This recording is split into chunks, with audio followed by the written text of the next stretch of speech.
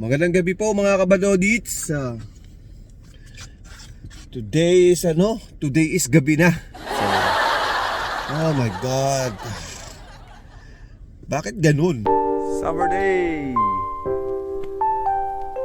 Spring day. Fall. Jackson. Fall day.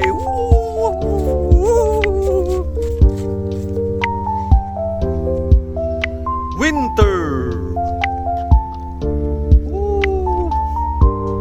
Bakit ganun kaya ano? Kada na lang Thursday o Friday, parang palaging masakit yung pakiramdam ko. Hindi ko maintindihan kung bakit. Kaya ngayon guys, ngayon po alas 10, mag-11 o'clock po ng gabi ngayon dito sa amin. So susunduin ko si Mrs. So yung araw-araw akong ganitong ginagawa ko. Kasi isa lang yung sasakyan namin. So binenta ko yung dalawa kong sasakyan dati. So kasi hindi naman pwede yung masyadong sasakyan. Kasi nga hindi mo naman magagamit lahat. Kasi unang-una ako lang yung nagdadrive mga kabadodits. So kaya ang kinip ko is itong malaki namin sasakyan kasi maraming nasasakay. So yun nga, problema na naman sa sasakyan. Gastos na naman. Kada payday may mga ginagastos talaga. Parang lagi sumasakit ang ulo ko kapag dumadating ang payday. Yun. Maraming gastusin, di ba? So hindi naman natin maiiwasan yun. Ganun talaga.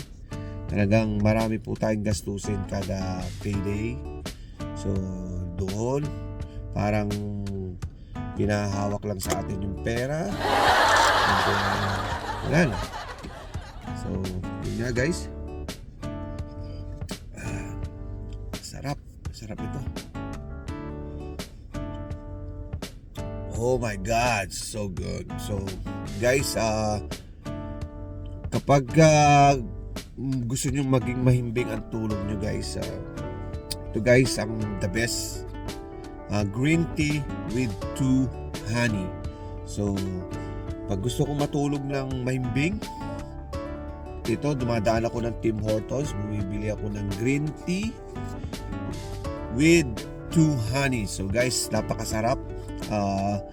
And then yung pakiramdam mo is napakaginhawa guys. So napakasarap kung uminom ng green tea with 2 honey guys. So yun nga, kada gabi guys, hindi naman palagi, hindi naman gabi-gabi kasi nga hindi rin naman maganda gabi-gabi ka uminom ng tea. So yung bituka mo naman ninipis siguro.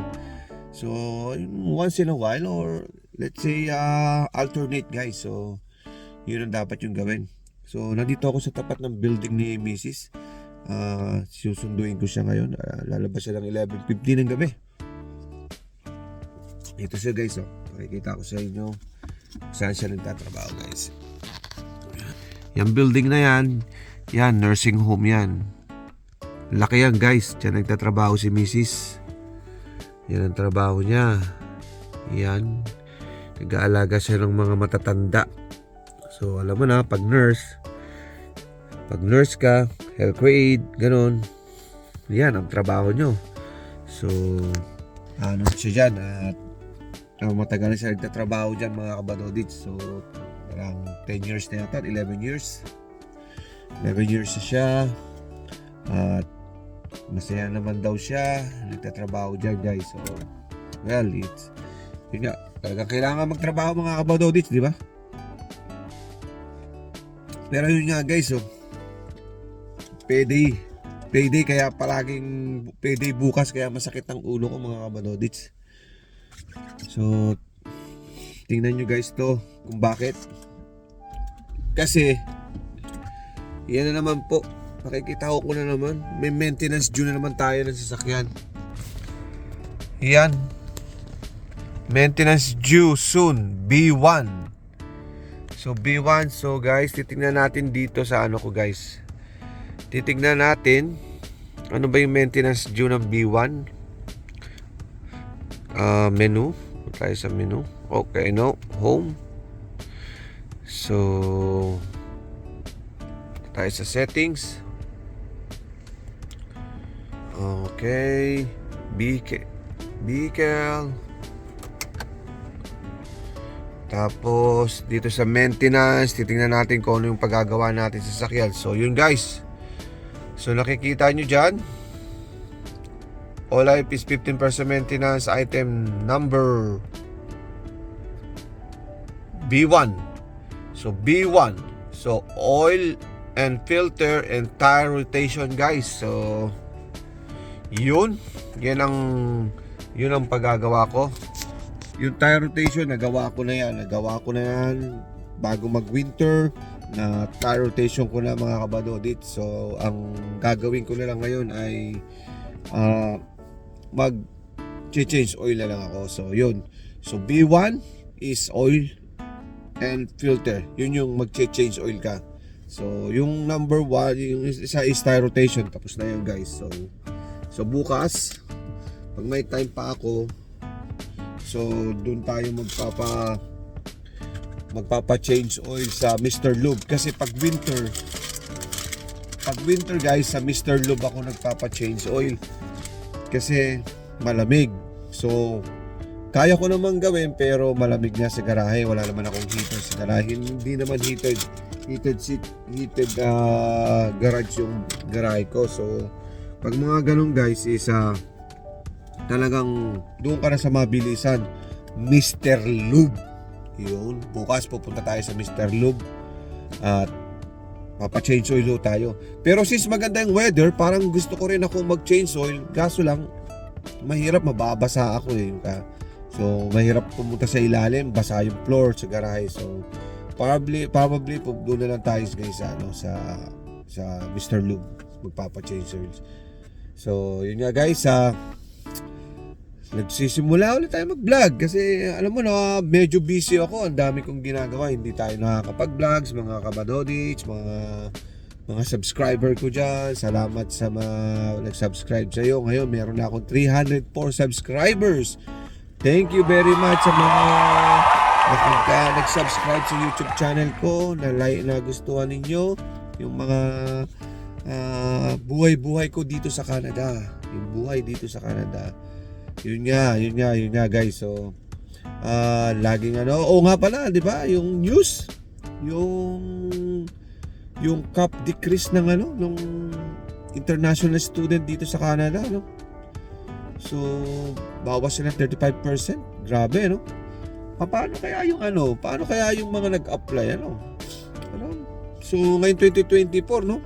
Babaguhin na nila. So ang gulo-gulo talaga nila, no? Kung sinong umupo, kung sino napalitan kung sino nagugulo, nagbabago every year, binabago nila, no? Talagang dito talaga sa Canada magulong utak no?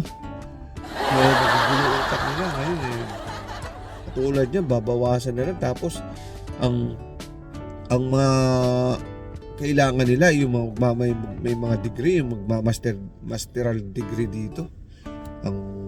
Ang ina-approvehan lang nila sa student permit. Tapos pauuwiin din doon pala sa after 1 year pag natapos, pauuwiin din sa bansa.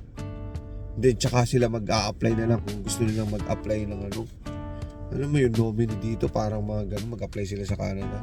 Parang nabago. Parang ang gusto lang nila ay talagang kung gusto nyo mag-aral dito, mag-aral lang kayo. Parang ganun lang. Para naman kaya nga nag-aral dito para makapunta dito, hindi yung aral. Parang ganun ang gusto nila ngayon.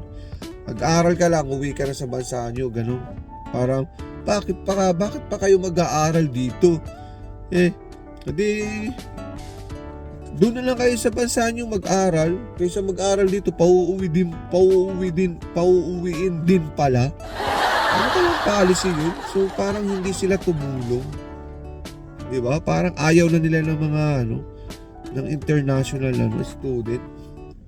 Hindi na nila bibigyan ng ng permanent residence. tsaka hindi na i-allow na magtrabaho. Parang ganyan, parang gago. Parang, hello? Parang ganun. Mahirap naman yung ganun.